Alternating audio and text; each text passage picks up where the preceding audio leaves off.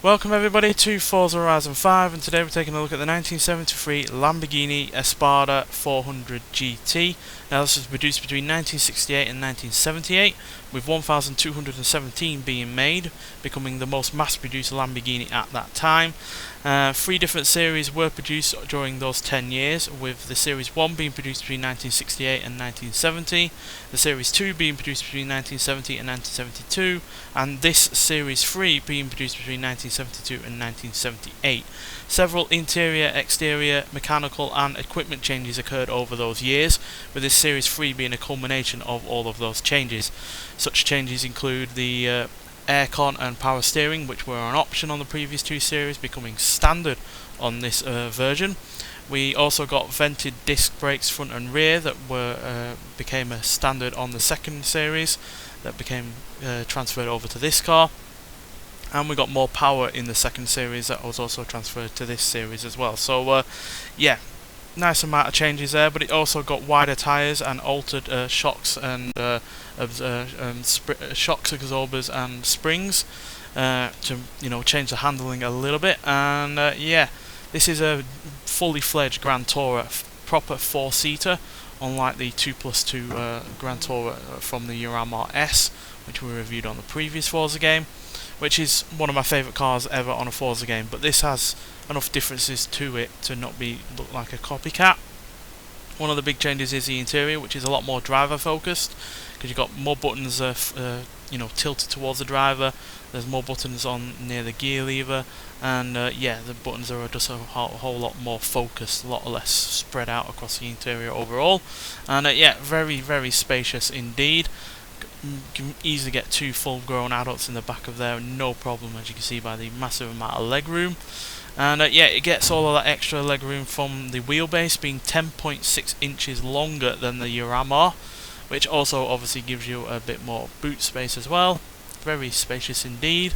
Obviously it's got quite a high sill, but that's just to keep the overall flow of the car looking good. And this car does look good indeed. You'll see the badge of the car there.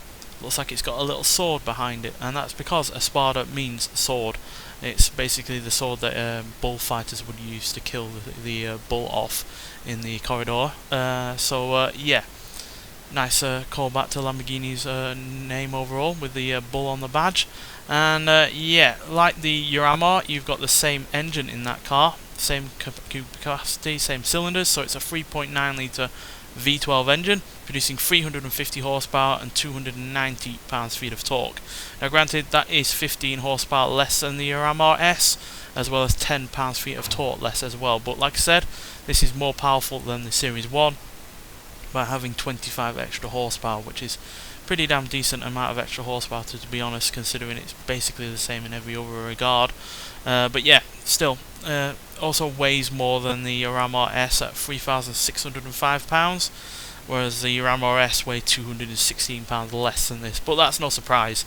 It's a lot longer. It's got more luxurious interior, and yeah, there's also a lot more in the way of bodywork and glass as well, because yeah, the rear window looks bigger. It's obviously got the glass bit there above the tail lights, and yeah, generally just looks like a lot more stylish kind of vehicle in some regards. Although it is missing obviously the really rather nice headlight covers on the Jarama, which I really rather enjoyed. And yeah, even though I do like the look of this car, it is obviously a lot more of a bulkier vehicle. But let's get out onto the open road and see what this car can really do. So with less power, less torque, and a little bit more in the way of weight, there is no surprise that this Espada, is slower than the Jarama S. But it's not by a huge amount, by any means. And at the end of the day, it's still got that gorgeous sounding V12, which I'll let you listen to for a little bit.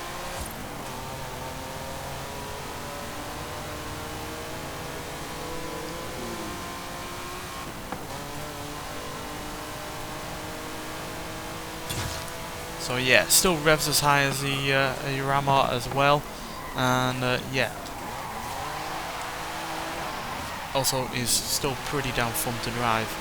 Granted, obviously it's not quite as sharp as the Jarama S is, because it's the extra wheelbase and the extra weight, but yeah, still pretty damn fun. So we're going to go to the track just to see what this car can really do. I know it's a GT car, but it's also a Lamborghini as well, so it's going to have some sporting pretensions going for it. And yeah, also get to see what this car can do around some more sharp corners. So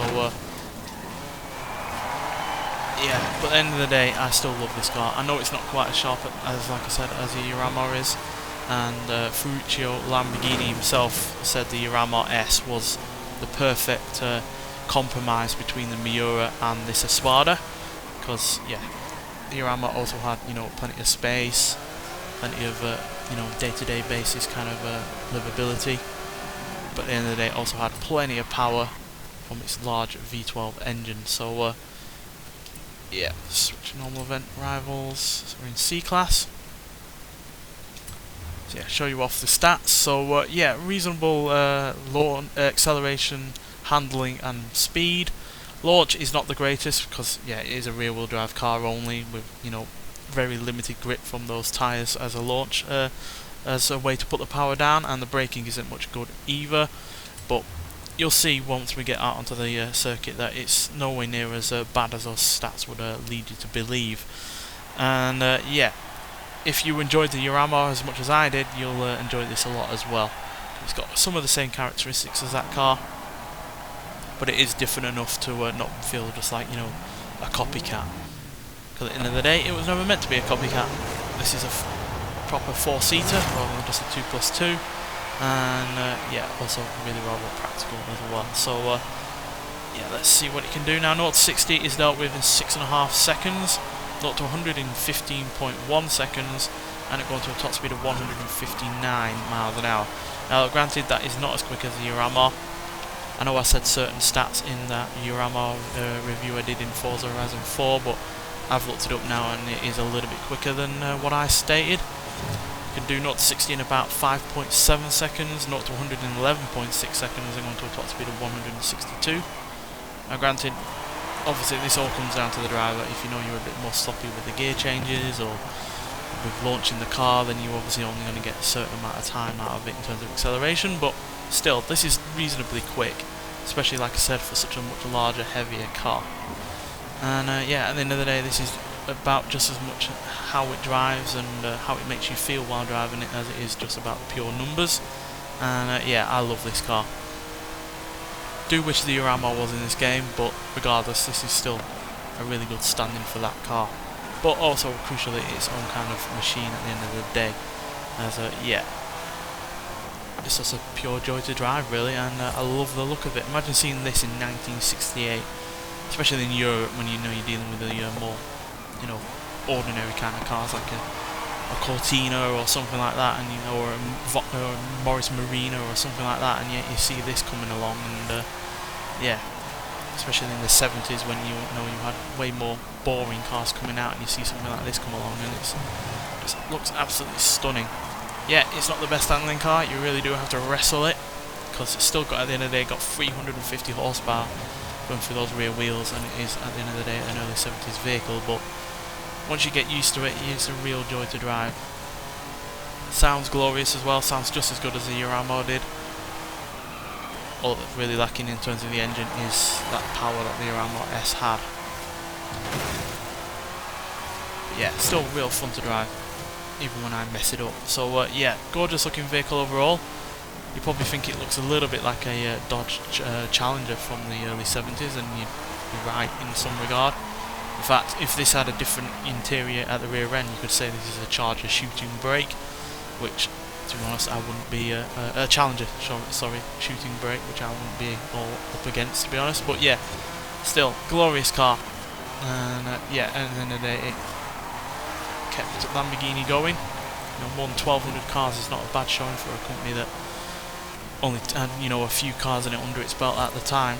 So yeah, it's good for Lamborghini, and I'm really glad it's on the game, because I did mention it in the Jarama S review that I would love to have this car in a game, and now we finally have it. So yeah, it's another car from before the 80s that we've never had before from Lamborghini. Granted, it's only the third ever car that we've had from Lamborghini from before the 80s, joining the Miura and obviously the Jarama S.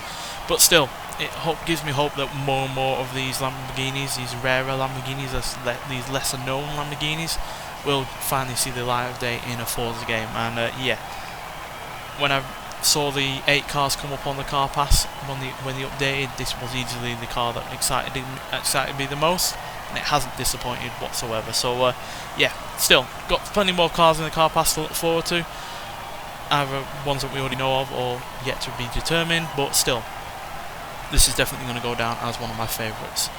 Nonetheless, thanks for watching, and I'll see you in the next one. Bye.